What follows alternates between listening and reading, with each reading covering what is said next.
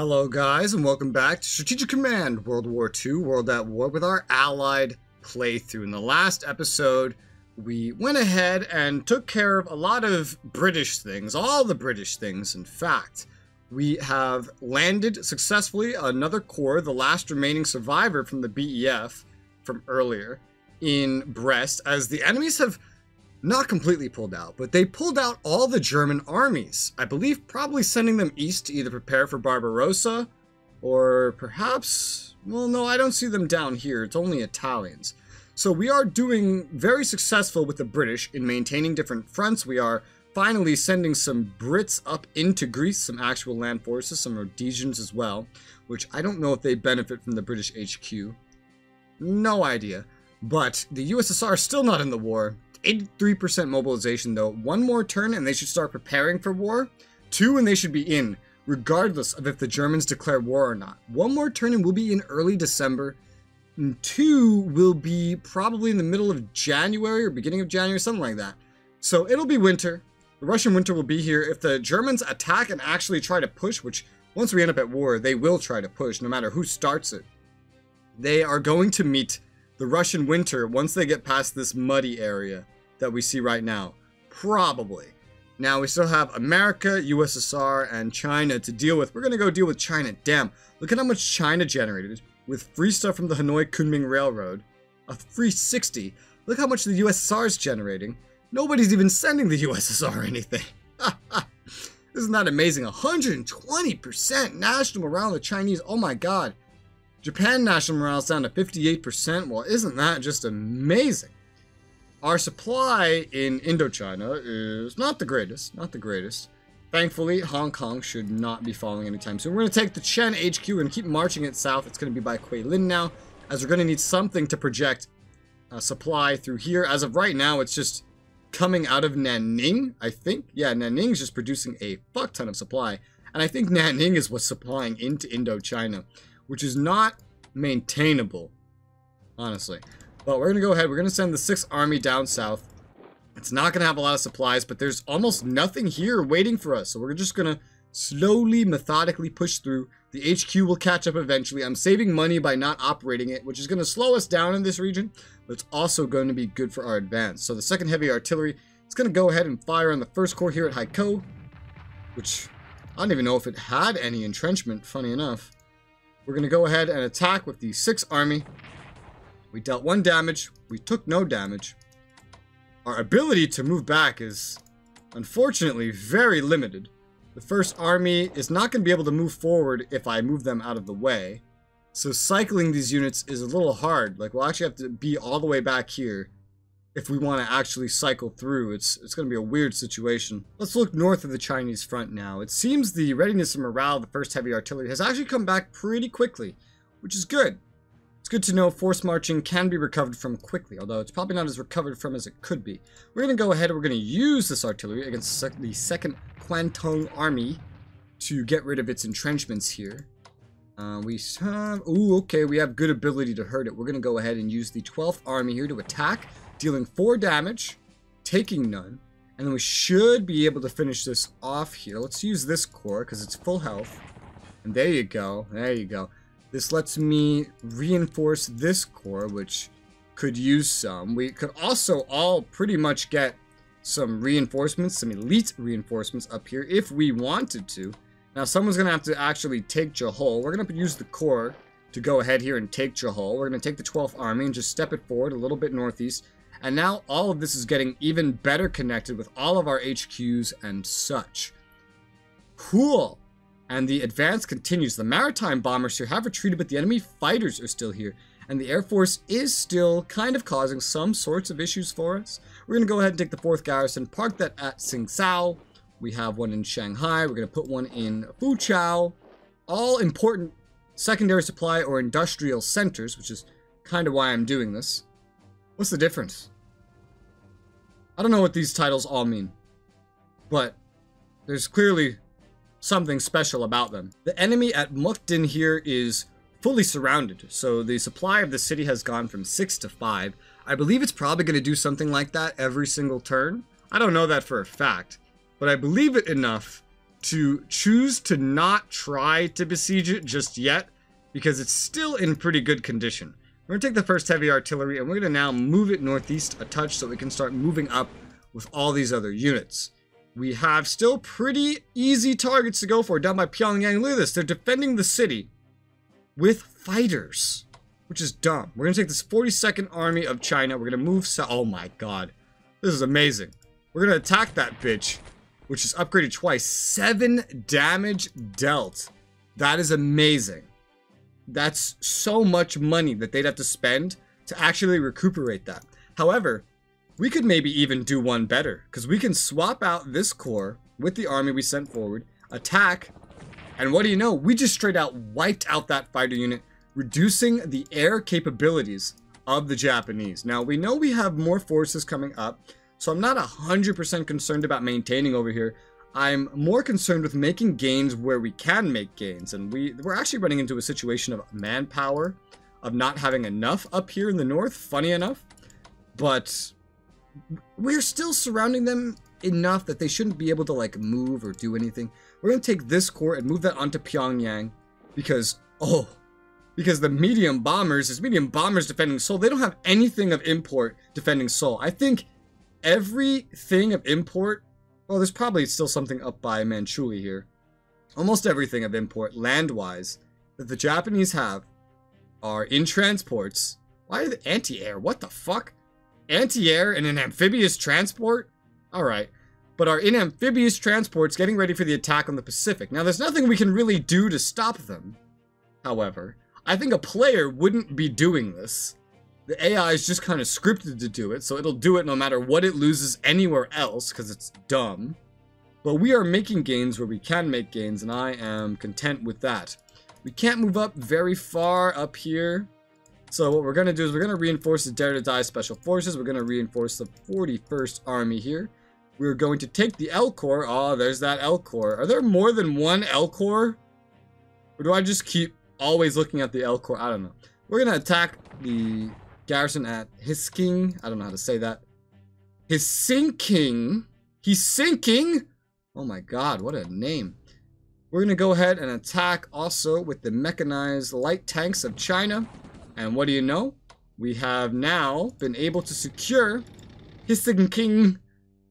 I don't know how to pronounce it. But we've secured it, and it is a national morale objective. Manchukuo, it does count as occupied. It kind of counts as its own country, I guess. So we're, in a way, getting it freed, I suppose? I don't know, it's kind of a really weird situation. I want to investigate what's at Harbin. Damn, but we can't actually see that far. The supply here is going to get pretty bad because we don't have any HQs that are past this point, unfortunately. And getting one past that point is not going to be possible because HQs can't force march. Not until the zone of control presented by this enemy at Mukden gets destroyed. So we're kind of waiting for other things to catch up. We're operating beyond reach of any good supply for the time being here in Korea. Well, actually, no, Pyongyang generates good supply at least, but Helsinki does not. We do want to keep on the move with anything that we can, so we'll take the 2nd Engineers, we'll move them north as far as we can. The anti-air is going to move up with all this crap, keep it all nice and protected. The 2nd Corps moving up behind all that. The 5th Army moving up behind all that. We have a good force. It's just a little spread out for now. This force has no upgrades or anything it can do. It'll run forward. It's an army, too. This Corps is going to go up with it as well. A little bit behind. The Corps move much faster. Holy wow. I've decided I'm actually going to keep the Zoo HQ down here where it is, because I'm not going to send everything here up north. There's no point. We'd just be swarming bodies. We're already kind of swarming bodies. In the south, it's not going to need a whole lot either. It may need some, just not a whole lot. And what I've realized instead is that we can hope that the Japanese Navy is going to get so distracted by its ambitions to retake the DEI and to launch Pearl Harbor very soon, maybe in 2 turns, depends if it delays it, that if we actually start lining things up here, we don't have a lot of capability to do this because our amphibious warfare level is so low. We could potentially get some of these units to land and take Taipei and the island of Taiwan, maybe even go further from there. A much less ambitious goal than actually going for the Japanese mainland, but something that allows us to utilize these forces without operating them somewhere where they're not really going to be needed. And the HQ, I don't know how well it's going to supply anything, but it allows it to be utilized in other ways. I plan on using the Chinese to go capture this stuff to begin with. I'm just realizing that I can kind of do that right now if I want to. We do have to get things in position though, and I guess armies are going to be better than corps, but armies are also going to be far costlier. And I don't know if the power of the amphibious transport is exclusively based off of, well, research here, or if it also depends if it's an army or a corps there as well. Ideally, we probably want corps going first, especially right now, because it's just less risky. So to that extent, we'd want to get these things into position. So a lot of elite reinforcements we can get. I'm going to continue getting elite reinforcements for my units because it can help them be stronger, especially if they have to go up against technologically superior Japanese, but especially if they want to accomplish a lot in a realm that China's not necessarily meant for. Of course, not everything's going to be going that way. We still could potentially use more stuff in Indochina. I don't know yet. So we're going to take the first corps here, and we're going to start ooh, Jesus. The penalties for everything around here is not so great. We could force march it and get it into Hanoi immediately. It just won't be in that good of a position, so I kind of don't want to. But we know they can recover from that stuff pretty quickly, and supply is going to be a big limiter one way or another, so fuck it. Let's go. We can also operate, but let's just force march the first corps all the way down near Hanoi. You know, that didn't destroy this as much as I thought it would because its readiness and morale was already so high. That gets it pretty far ahead where it could be needed. Another mobile corps helping mop all this up, helping the 6th Army, kind of like the setup the BEF had, although more advanced because they have infantry weapons that are going to help them with their task. Let's see what else we have as China. We can get elite reinforcements into this corps, and we're going to want to start getting corps in position. So this corps will go near Fuchao. Can't get there this turn. There is a garrison that I just moved here anyway. The 5th Corps can actually get all the way down to Fuchao.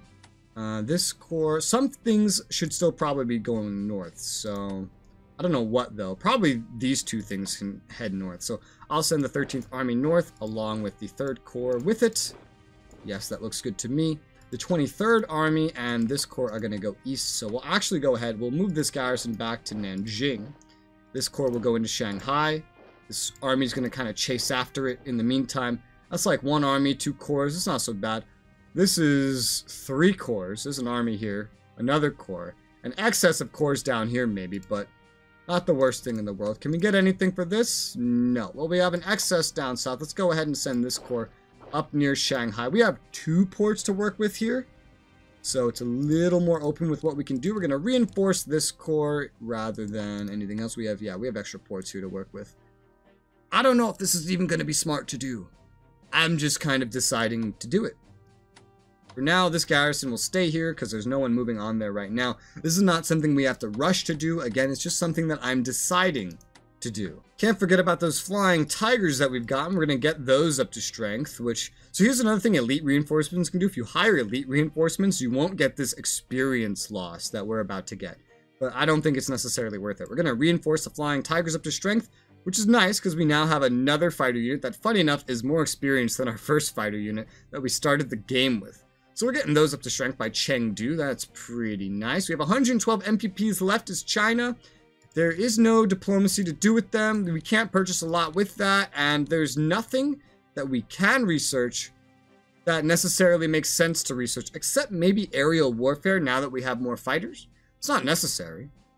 Oh, that's right, but we're at the total research funding cap. I always keep forgetting how limited China's actual research is. They're kind of forced to just spend it on units because they just can't research that much. Although everyone shares research with them, so it should hopefully be quicker to catch them up to things. So we're just going to save that massive 112 MPPs. We're going to end up with over 300 next turn. I know that much. Now for the Americans, who have 330 MPPs, even with a debuff to what they can send to the UK due to it being fall, which limits them for whatever reason. Might be the mud here or something. I don't know how that would affect a sea convoy, but it does. We're still sending them 80 because our mobilization's gotten up to 55, which is fantastic. We're going to go ahead and focus some more research as them. I'm going to go put that into some more ASW because the Japanese may have some submarine problems they're going to give us. We still have 180 MPPs, and we do have enough room to get another research in, which we're very even limited on what's remaining to research. We'll go ahead and research command and control, and as you see, we're doing so well here, we're going to have no choice soon but to start buying a bunch of units. And that's exactly the kind of situation I wanted to get into with America. And I just want you to remember, even with the research I'm doing as America, I think America is the only country I have that's investing more into research than all of the opponents, pretty much. All of my opponents are investing very heavily into research. So this isn't too bad of a thing we have going here. The Tuscaloosa heavy cruiser is capable to be deployed. We're going to want to naval cruise that down to the formation. I guess we'll go ahead and put it on the south side of the formation next to the battleship here. We don't actually have a lot of ships right now. We might end up getting more for free. Oh yeah, we will. But that's early 42, shortly after when Pearl Harbor's supposed to happen. LA, 2 battleships, carrier, yeah. Not a lot of screens, so we're going to have to put money into that. Don't know what's going to spawn at Hawaii. Probably a lot of capital ships, I imagine so myself. Damn. This army spawning at Charleston is going to spawn with all the upgrades. Which, look at that. Ain't that going to be fucking handy.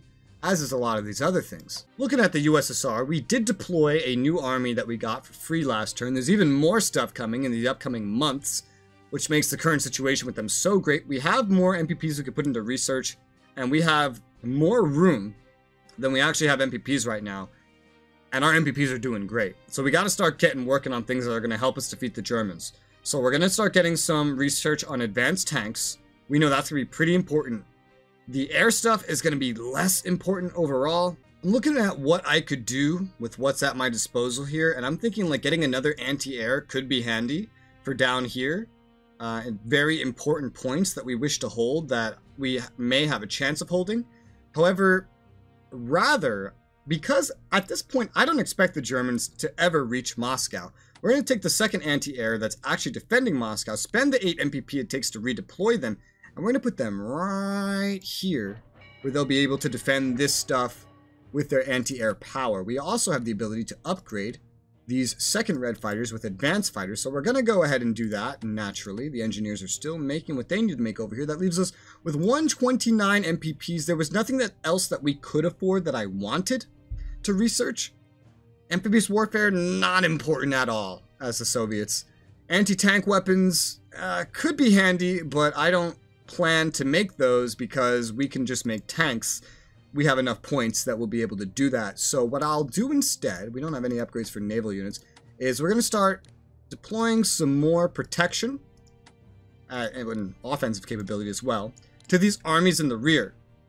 Because the way I see this is, we're going to react, right? So I set up garrisons in the front because I expect this stuff to fall. I still expect it to fall. But we're going to be very reactionary here.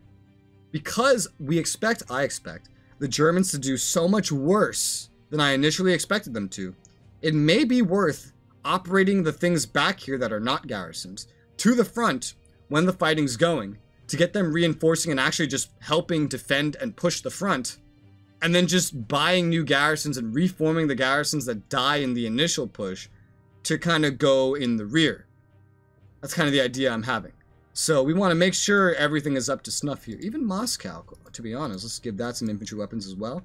We might as well give it to this garrison.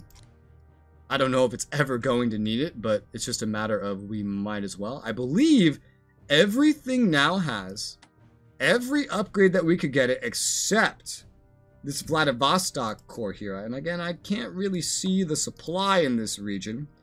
I can see that it's pretty strong here. It's just a little weak here.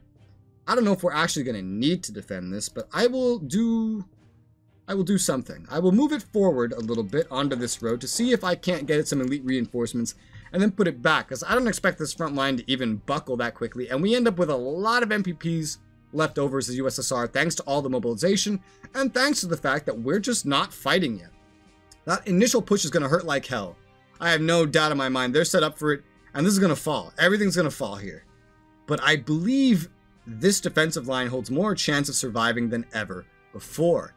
And I also believe that we have now done our entire turn. Actually, no, we haven't. I totally forgot about this sub, 100% forgot about it. And we're going to want to do something about it, because this could become active soon. We want to punish it for being out here. We have the Ass Destroyer and the Jersey Destroyer up here that could go do something about it. I'm a little nervous to sail past this port. So let's try and angle this a little bit.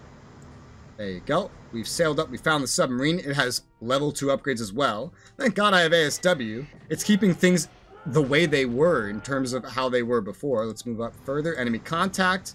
All right, let's sail up and attack this.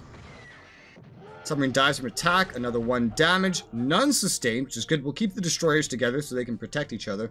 Even if we were trading equal blows, that would be fine.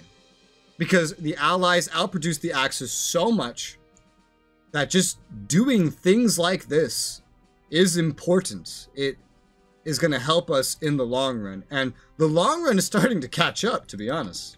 The long run is already kind of here, if you think about it, with just how poorly the Axis is performing.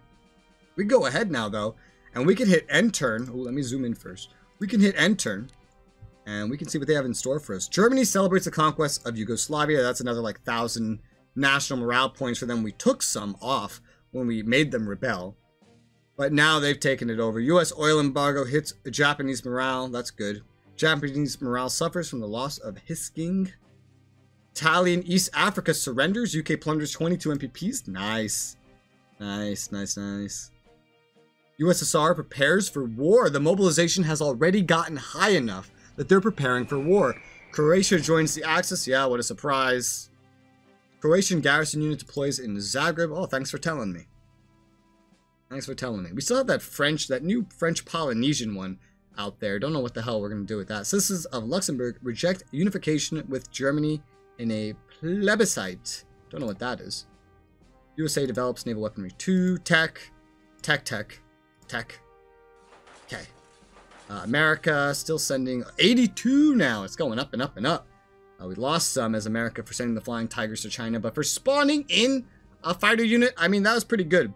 I'm not too upset about not blowing up the fucking port at Saint Nazaire. 20 MPPs saved doesn't sound like a lot, but to be honest, it's not so bad because they're never going to get to use that port for submarine operations. I'm invading that side of France, for fuck's sake. My fleet's there. They're never going to get to put anything there, so I'm really not too worried about it. Soviet mobilization increasing further. So this is funny, because it doesn't matter anymore, because they're preparing for war, which means, like, next turn, maybe not this turn, I don't know what turn, they're going to join the war anyway, very, very soon, without Germany even declaring war. So all this does is maybe give us a little bit more leeway, or maybe make them join sooner, I don't know. So this doesn't really matter much anymore. German U-boats deploy at Kiel. Kiel? That must be up on their side. I don't recognize the name. Oh my, oh holy U-boat. Okay, it's just the two of them. Alright, I got confused with mine being there. Why are the Italians running away? What are you doing? Why would you make this front easier for me? They've operated a army or corps down there. Looks like they're getting more upgrades on their infantry on the front because they're changing models. They're getting infantry weapons 2 deployed. So we're still technologically inferior due to how much the enemy is putting in to their research. But we have enough done and enough numbers and enough money that hopefully it'll work out. This enemy group is moving, except for the carrier. No, the carrier's moving too. The DEI is fucked. You see this? You see all the naval units here? It's fucked. All the stuff in the islands, it's fucked. Can't do anything about it. Interceptors, intercepting enemy bombers. Not the best thing because, you know, their morale, etc. is not too good, but it's better than nothing. At least there's something defending this over here. I don't have anti-air or any other fighters. I really need a British HQ here to make this fighter defense coverage better. They're trying to bomb me in Japan. God, that just means that they have nothing in Korea. They're gonna win in the Pacific for a while, but they're losing their mainland. So, like, this is dumb of them. This is so dumb. They may get some MPPs, like, a lot more by taking the DEI, but is it worth it for everything they're losing in the mainland? Is it worth it?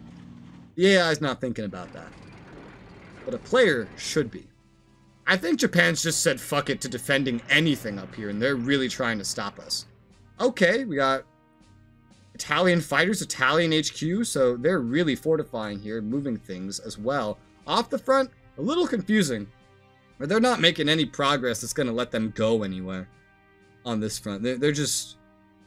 yeah, they're not. Embargo hits Japanese morale. Oh, USSR just entered the war. Guys, USSR just entered the war. Holy shit. This is all the free stuff that deploys. And is very likely to die, which is why I didn't put units up there. There's planes. Oh my god, hello Air Force. I didn't even realize how much of an Air Force would deploy. It's probably gonna die though. USSR mobilizes its armed forces for a great patriotic war. Woo, look at all this. Oh man. Oh man. Oh man.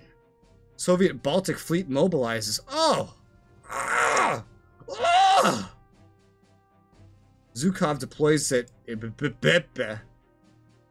What do we need this over here for? Fighting the Japanese? Are we going to be at war with the Japanese? USSR joins the Allies. Are we at war with the Japanese? USSR declares war on Germany. Oh my god, look at... my army's doubling! USSR declared war on Italy. What about Japan? No, they have a non-aggression pact, so that shouldn't happen. Because I don't want to... I need everything over here. Okay, we're in the war. We fully mobilized. UK starts Arctic supply convoys to the USSR. Okay, Spanish phalanges attack the British embassy at Madrid. Oh. Oh my. So has that convoy already sent stuff? I don't think it would, right? No, it didn't. It hasn't sent anything yet. Oh my, things have changed. Sea of Japan area, yeah, amphibious units. But the Axis didn't have a chance to start an attack, which actually might allow me to save a lot of the units. Now that the USSR is at war, it's more important than ever that we prevent Persia from aligning itself with the Axis, particularly as the Shah refuses to expel German agents known to be operating in his country. Persia could also prove a useful route for war supplies to reach the USSR from the USA, and this could make all the difference in deciding the outcome of the war. A joint invasion launched by British forces, advancing from the Persian Gulf in the south, and with the Red Army descending from the north, would overwhelm the country in a very short time and enable us to divide the country's resources between us. We propose to offer control of most of Persia to the USSR while retaining the southern portion, which includes the oil field at blah blah and the port of blah blah. I can't say these names. A joint offensive codenamed Operation Countenance would cost both us and the USSR 50 MPPs each. Would you like to ask Stalin to join us in launching a joint naval invasion? A joint invasion will ensure Persia is swiftly conquered. The economic benefits will more than outweigh the cost. Yeah, oil fields for the UK, plus some other stuff for the USSR. 50 MPPs each, 100 MPPs, that's way easier than getting someone else to join the war or anything. Who the fuck cares what this negative effects are? Go ahead and do it. Totally worth it. And now I've gotten the Malaya coastal gun, the Duke of York battleship, some more tanks, Chinese garrison. Oh my god.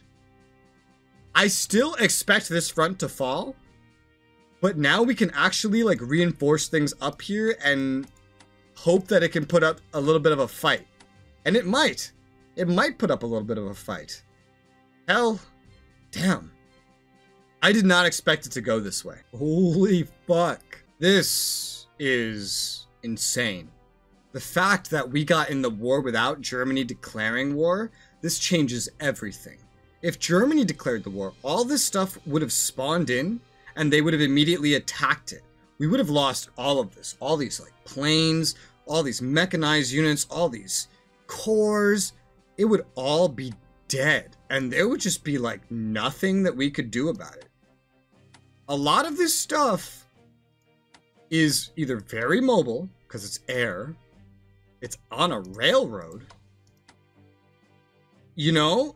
So, and we have more stuff appearing elsewhere that we can get to the front. The Russian winter's about to show up. We have a choice to make. I can push things west and try to defend against the incoming German onslaught that's about to happen. I could pull back. There's a lot of different options here, so I'm going to have to definitely put some thought into that. Not to mention, we've unlocked the convoy, which defaults to 20%. We haven't sent anything yet. Defaults to 20%. 69 MPPs at 75%. It can go even higher. 40% max right now. 138, which again can go even higher. This is at 75%. We can get this up to like, what, 160 right now? That's absolutely insane. Russia's a very important front. I have a lot of strategizing I'm going to have to do because everything has just changed. No matter how the first turn of this goes, or even the first 2 or 3 turns, Russia entering the war in this fashion is terrible for the Axis. Even if we lose a lot of units or waste a lot of money, I can promise you one thing. If we pour a lot of money into Russia with them in this state, I think the war is guaranteed to be won, especially seeing as how the Brits have kept these 2 other fronts open, even if not a lot is dedicated to them. This is insane. This is absolutely insane. This whole map is insane. Let me know what your thoughts are. This is potentially, November 7th, potentially the biggest moment of the playthrough here up to this point. This changes everything. And I can't wait to see how this goes. So guys, thank you very much for watching. And I'll see you on the next one.